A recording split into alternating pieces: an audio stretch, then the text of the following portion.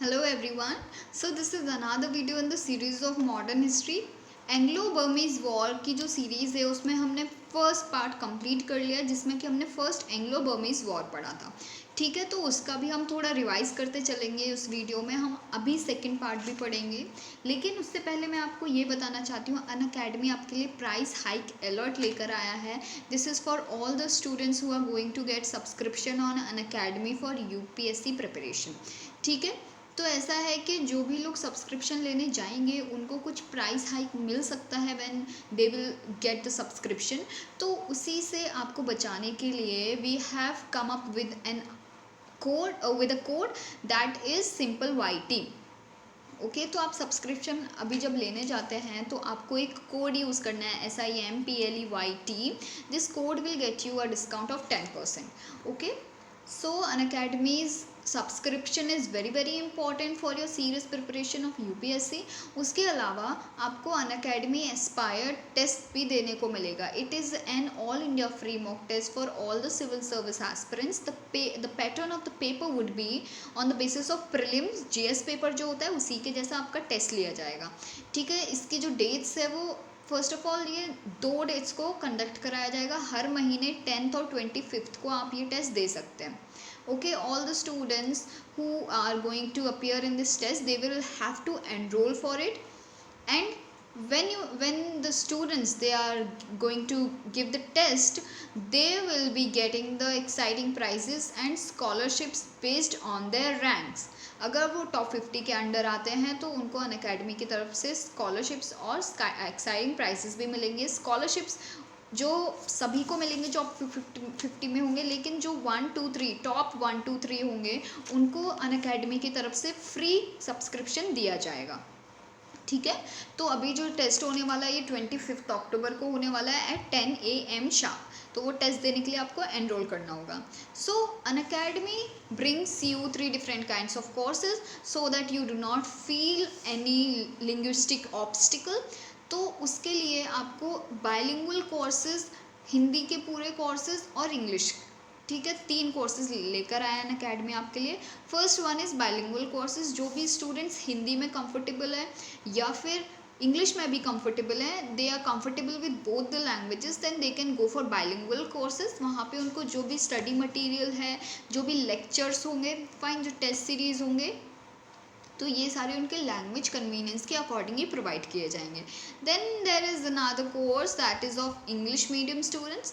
ठीक है, जो भी लोग इंग्लिश में कंफर्टेबल हैं, all those students who are comfortable in English and they want to like get the lessons in English language only, then they can go for the English batches.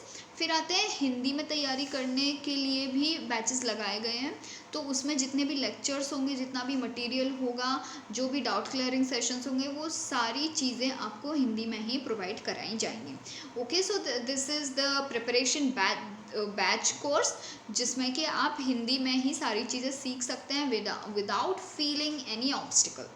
ठीक है, तो ये जो कोर्सेज हैं ये start हो चुके हैं 5 अक्टूबर से। आप अनअकैडमी पे अभी सब्सक्रिप्शन लीजिए and through that you can get into these classes. So when you are going for the subscription on Unacademy, you will be getting unlimited benefits from it. Like you can learn live from the comfort of your home with unlimited access to all the courses by the top educators of India on just one platform. ठीक है, Unacademy आपके लिए India के जो best educators हैं इस field में। सी Unacademy it does the free service।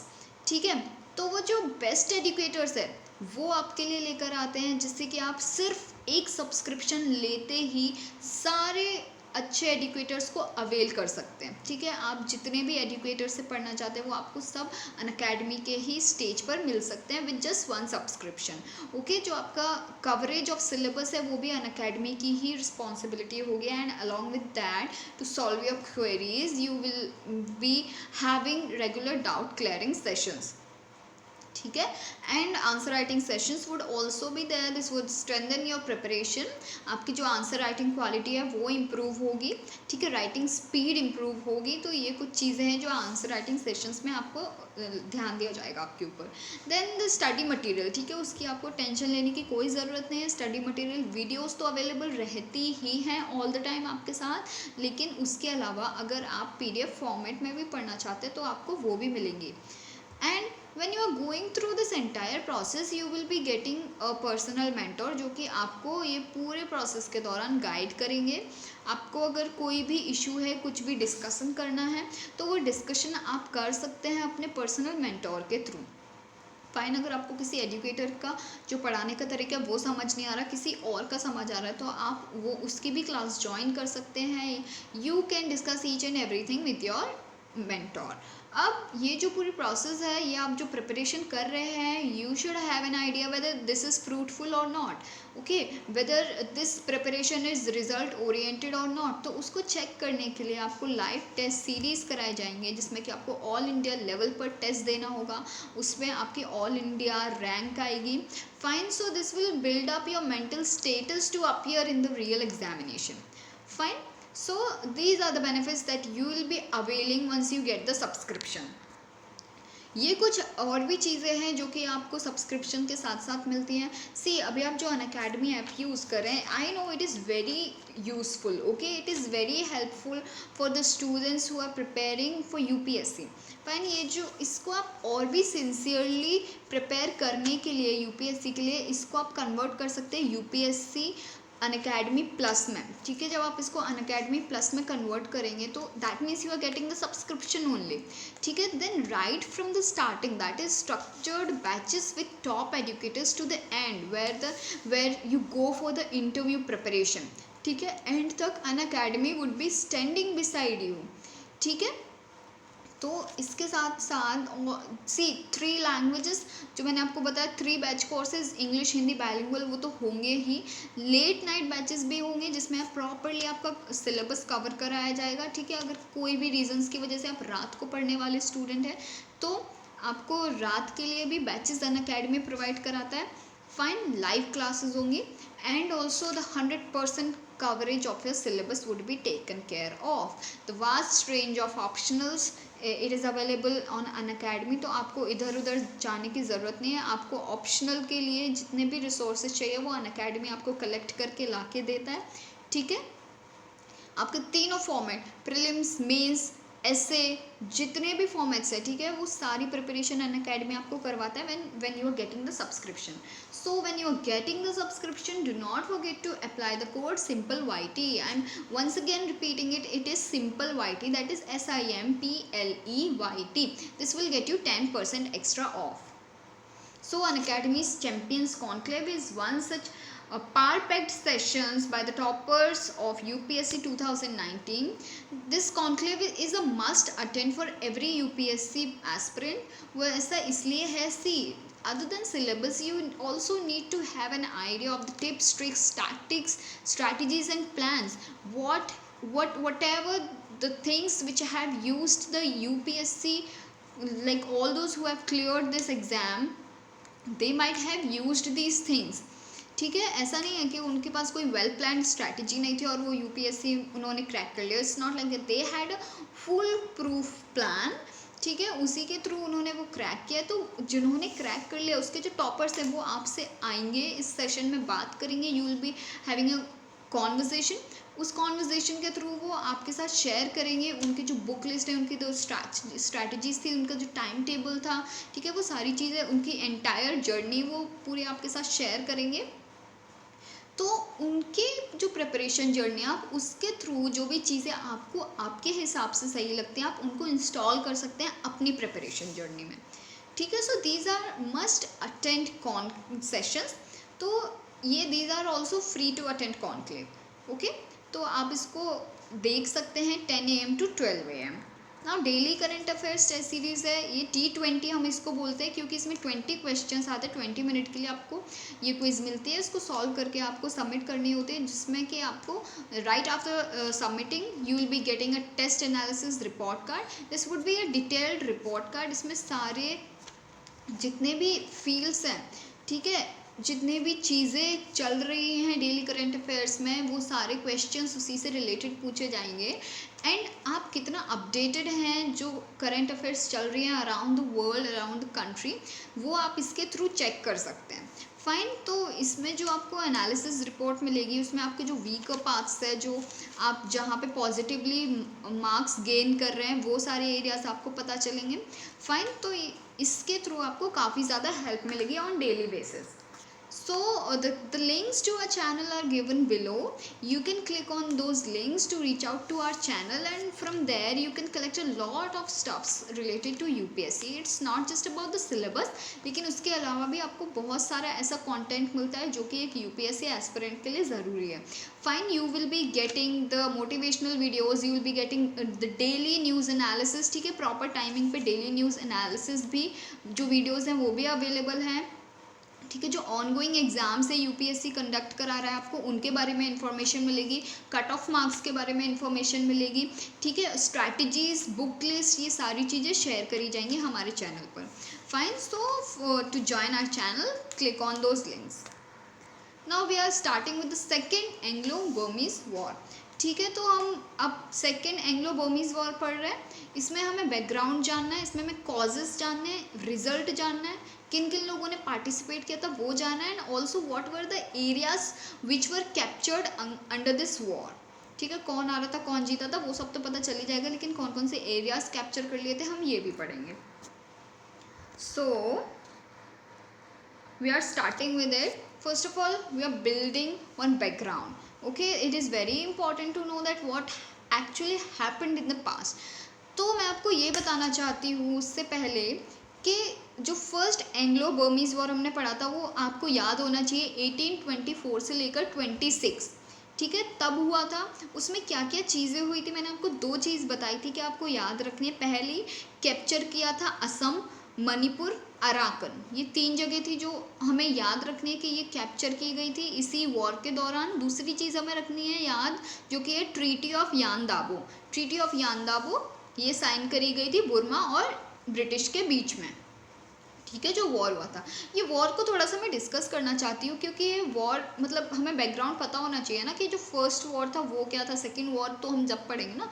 तो फर्स्ट वॉर में क्या हुआ था, फर्स्ट वॉर में जो बुर्मा था it was extensively powerful at that time, ठीक है। वो अपनी टेरिटरीज़ को एक्सटेंड करता जा रहा था। तो वो जो एक्सटेंशन था वो उसका उस पॉइंट तक पहुंच चुका था जहाँ पे जो ईस्ट इंडिया कंपनी जो बंगाल में थी वहाँ पे वो पहुंच चुका था। And because of that Burma और ईस्ट इंडिया कंपनी उनके बीच में कोलिजन्स होने लगे, उनके बीच में बॉर्डर डिस्प्यूट्स होने लगे।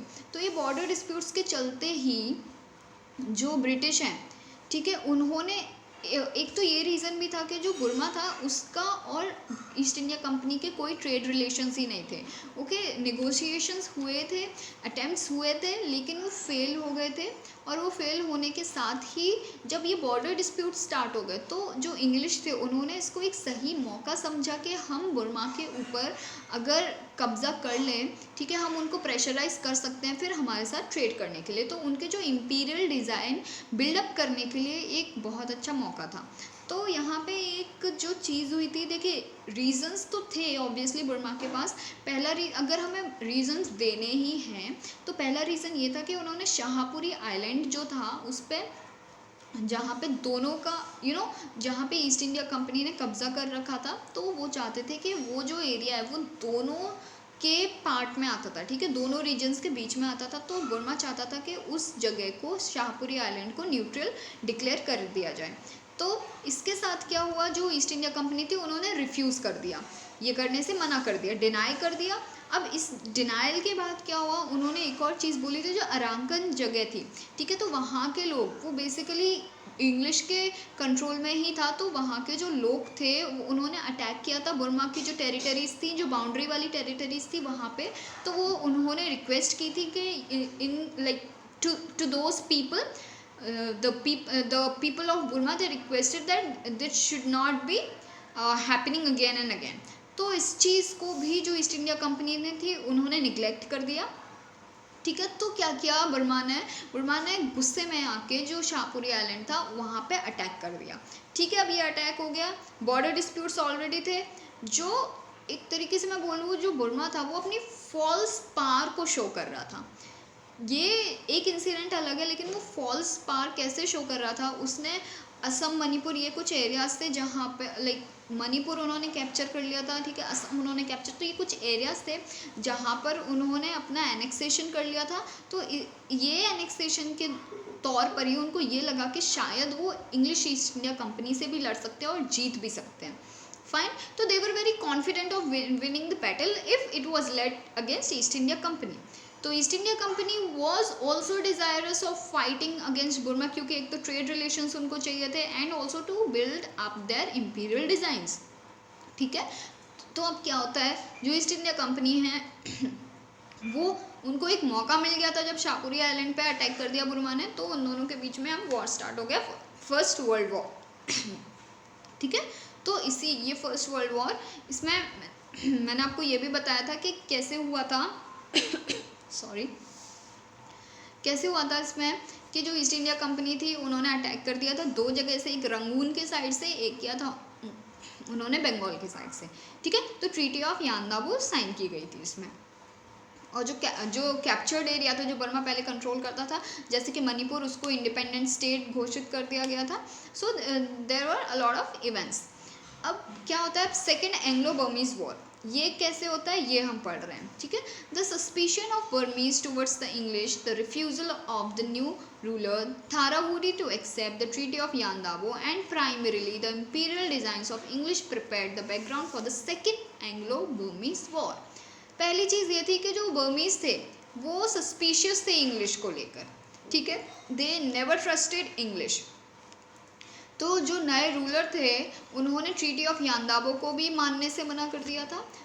तो जो इंपीरियल डिज़ाइंस जो इंग्लिश बिल्ड करना चाहते थे, ठीक है, वो काफ़ी स्ट्रांगली डिज़ायरस थे इंपीरियल डिज़ाइंस को बिल्ड करने के लिए। इंपीरियल डिज़ाइंस मतलब क्या, वो अपना रूल्स आगे से आगे इस्टेब्लिश करना चाहते थे। वो अभी सिर्फ बंगाल में आकर रुके थे, तो अभी वो बंगाल से आगे जाना चाहते थे, ठीक है। तो ये बेसिकली उनकी इंपीरियल डिज़ाइनिंग ही तो है, ठीक है। तो पहली चीज़ ये थी कि यानदाबो ट्रीटी वो मानने से मना कर दिया। दूसरी चीज़ ये थी कि वो इंग्लिश के जो अग्रीमेंट्स थे, ठीक है, उसको लेकर सस्पिशियस थे कि the English would betray.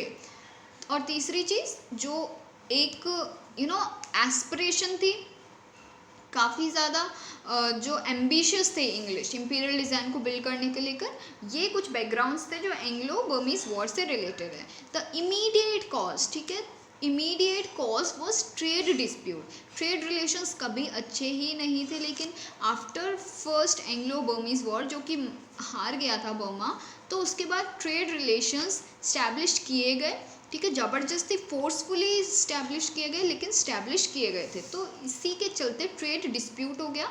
The English traders in Burma were feeling aggrieved at the trade tax imposed by the government, and when Dalhousie came to India they looked towards him for getting their grievance redressed, ठीक है। अब डलहौजी यहाँ पे scene में आते हैं। वो कैसे आते हैं, उस टाइम पे गवर्नर जनरल डलहौजी बन गए। बर्मा में उनके ऊपर जो टैक्स लगाया जा रहा था, ठीक है, जो गवर्नमेंट टैक्स लगा रही थी वो उनको पसंद नहीं आ रहा था, वो टैक्स पे नहीं करना चाहते थे, और इसी चीज़ को उन्होंने डलहौजी तक कन्वे किया कि ऐसी ऐसी चीज़ हो रही है, आप आके हमारे ग्रीवेंसेस को सॉल्व कीजिए। Dalhousie took up the case of Shepard and Lewis Company and deputed the naval commander Lambert to get its grievance removed, ठीक है। तो वहाँ पे कंपनी एक शेपार्ड एंड लुइस कंपनी थी, ठीक है, तो उनके थ्रू ही ये बात कन्वे कराई गई थी डलहौजी तक। तो उनके जो मैटर था उसको रिजॉल्व करने के लिए उन्होंने नेवल कमांडर लैम्बर्ट को भेजा। Lambert changed the governor of Rangoon with Rangoon, ठीक है, रंगून को आपको पता, मैंने आपको बताया था कि एक जगह रंगून से भी अटैक किया था। With tyrannical acts sought compensation money, captured the royal ship and the yellow ship, asked for the transfer of the governor and apology from the king, and increased the demand of compensation money, ठीक है। Compensation money तो वो लेते ही थे जो English थे, वो अगर वो किसी जगह पे अटैक कर देते तो वॉर इंडेमनिटी करके एक चीज़ लेते थे, मैंने आपको बताया था, जिससे कि वो एक अश्योरेंस होता था कि फ्यूचर में हम आपके ऊपर अटैक नहीं करेंगे। तो वो अटैक से बचने के लिए आपको कॉम्पनसेशन, अगर आप हार चुके हैं वॉर तो आपको कॉम्पनसेशन मनी देना होगा, ठीक है। तो वो कॉम्पनसेशन मनी बढ़ा दिया था। ये जो चीज़ जो मतलब ये हुआ था ना कि जो शेपर्ड एंड लुइस कंपनी थी उन्होंने एक ये कंप्लेन भेजी थी ना कि आप इस चीज़ को सॉल्व कीजिए, तो नेवल कमांडर लैम्बर्ट आए थे तो उन्होंने ये कुछ एक्शंस लिए थे, जैसे कि कॉम्पनसेशन मनी बढ़ा दिया था, रॉयल शिप को कैप्चर कर लिया, जो किंग थे वहाँ के उनसे बोला कि आप माफ़ी मांगिए कंपनी से, ठीक है। तो ये सारी कुछ चीज़ें हुई तो ये प्रेशराइज करने लगे। When no reply was received from the king by the stipulated date the English declared war in 1852, ठीक है। कोई भी रिप्लाई नहीं आया जब किंग की तरफ से, ठीक है। उन्होंने जब response like there was no response from king's side, तो 1852 में ये वॉर डिक्लेयर हो गया। तो ये कब हुआ वॉर? 1852। अब क्या हुआ ये वॉर के दौरान? क्या हुआ, lower Burma was captured by English and when the Burmese refused for a treaty, Pegu which is lower Burma was annexed to British empire simply after a proclamation.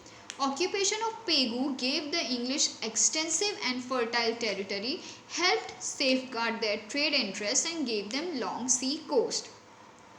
Although Indian historians have decried the Second Anglo-Burmese War as immoral and imposed one motivated by imperial design of Dalhousie, ठीक है। तो डलहौजी थे governor general. देखिए क्या हुआ जब उन्होंने मना, जब किंग का कोई रिस्पॉन्स नहीं आया तो उसके बाद उन्होंने वॉर डिक्लेयर कर दिया। वो वॉर डिक्लेयर करते ही उन्होंने लोअर बर्मा, ठीक है, जो ट्रीटी उन्होंने एक साइन करी थी, साइन करने के लिए वो बोल रहे थे, तो पेगू नाम की एक जगह थी उसको कैप्चर कर लिया, उसको ऑक्यूपाई कर लिया। तो जो पेगू नाम की जगह थी वो काफ़ी फर्टाइल लैंड था, ठीक है, फर्टाइल टेरिटरी। तो इससे उनके जो ट्रेड नीड्स थे, ठीक है, जो कमर्शियल नीड्स थे वो तो मीटअप हो रहे थे और उसके साथ साथ उनको सी कोस्ट भी दिया गया था। तो ये जो अटैक किया गया था इंग्लिश ईस्ट इंडिया कंपनी के द्वारा, ठीक है, जब गवर्नर जनरल लॉर्ड डलहौजी थे, तो इसको काफ़ी गलत माना था इंडियन हिस्टोरियंस ने।